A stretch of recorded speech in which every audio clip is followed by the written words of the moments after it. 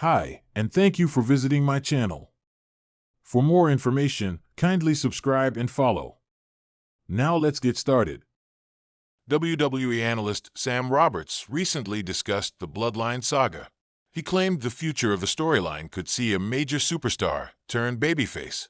Solo Sikoa has led the new Bloodline in a civil war against Roman Reigns and the OG Bloodline. However, the self-proclaimed tribal chief lost the Ula Fala to the OTC earlier this month on Raw. While his future remains uncertain, Roberts suggested the former NXT North American champion must turn babyface, as he predicted he would go into a feud with his current personal enforcer Jacob Fatu. The 41-year-old Raw Talk host pointed out on his Not Sam Wrestling podcast that the potential feud between Sikoa and Fatu should lead the Samoan werewolf into a rivalry with Reigns. Hence, he pointed out that Sikoa has to be the one to turn babyface as he fights his 32-year-old cousin. I don't see Jacob Fatu becoming the good guy here. Maybe he does. But I don't see it only because I think that Solo Sikoa is right now, but the ultimate showdown is still Jacob Fatu versus Roman Reigns. And in the case of Jacob Fatu versus Roman Reigns ain't the bad guy. Roman Reigns is the hero. Jacob Fatu is the monster who may take the hero down, Roberts said. 1605 to 1633. Jacob Fatu versus Roman Reigns could happen at WWE WrestleMania 42, says Sam Roberts.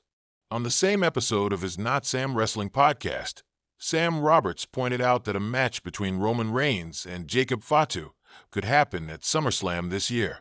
However, he claimed WWE could stretch out the story for much longer. The WWE analyst suggested the two superstars could go head-to-head in the main event of WrestleMania 42 next year. I mean, maybe you'll get it at SummerSlam. SummerSlam is 2 nights in a stadium. So, maybe SummerSlam will be the time to finally do Jacob versus Roman. But I think it could even be stretched out all the way to next year's WrestleMania, and then you finally have the Bloodline all back together, including Solo, with Roman on top, he said. Fatu is scheduled to fight Braun Strowman this weekend on Saturday night's main event. Roberts predicted the Samoan werewolf would come out on top. The landscape of WWE was shifting in ways fans could never have predicted. Roman Reigns had cemented himself as the undisputed top dog. His heel persona, under the guidance of Paul Heyman, had elevated him to unprecedented heights. But as dominant as Roman was, the arrival of his long-lost cousin, Jacob Fatu, had set the stage for something even more monumental. While Reigns and Fatu were both powerhouses, their different approaches to dominance would soon lead to an unexpected twist, the turning of a major WWE superstar into the next big babyface. The Bloodline's growing fractures. The Bloodline had been an unstoppable faction, with Roman Reigns as the leader and the powerhouse Jacob Fatu proving to be an invaluable enforcer. Together, they had crushed anyone in their path, and their reign seemed unbreakable. But cracks were beginning to form, not just in the Bloodline's unity, but in the WWE Universe's perception of Roman Reigns. What started as admiration had slowly turned to disdain. Fans no longer saw him as the revered champion.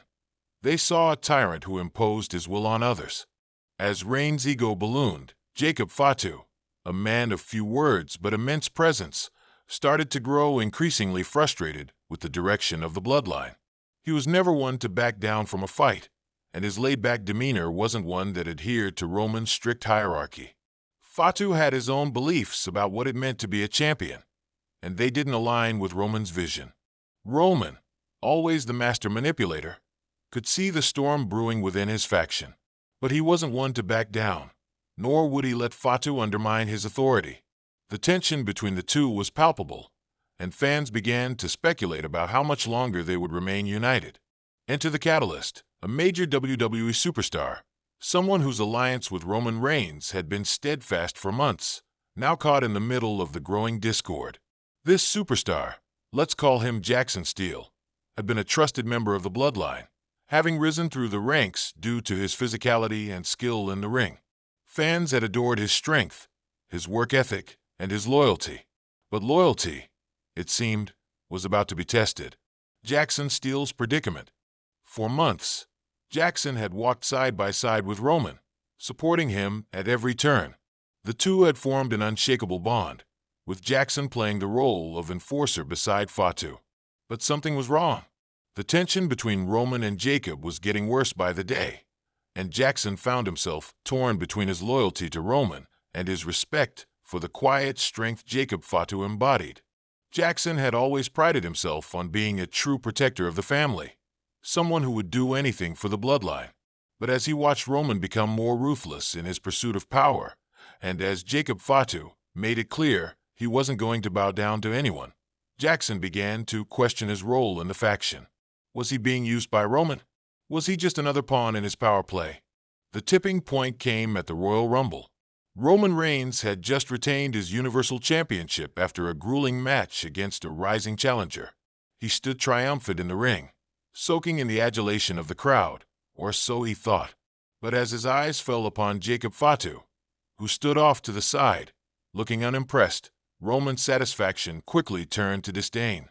Fatu hadn't cheered, hadn't raised his fist in victory, and hadn't followed Roman's cue to stand tall as the alpha of the group. "Get in the ring, Fatu," Roman snapped, his voice cold and commanding. "You're part of the bloodline. Show some respect." Fatu's eyes never left Roman. Slowly, methodically, he stepped forward, his face a mask of determination. The arena grew silent as he reached the ring, standing face to face with Roman, the tension thick enough to cut with a knife.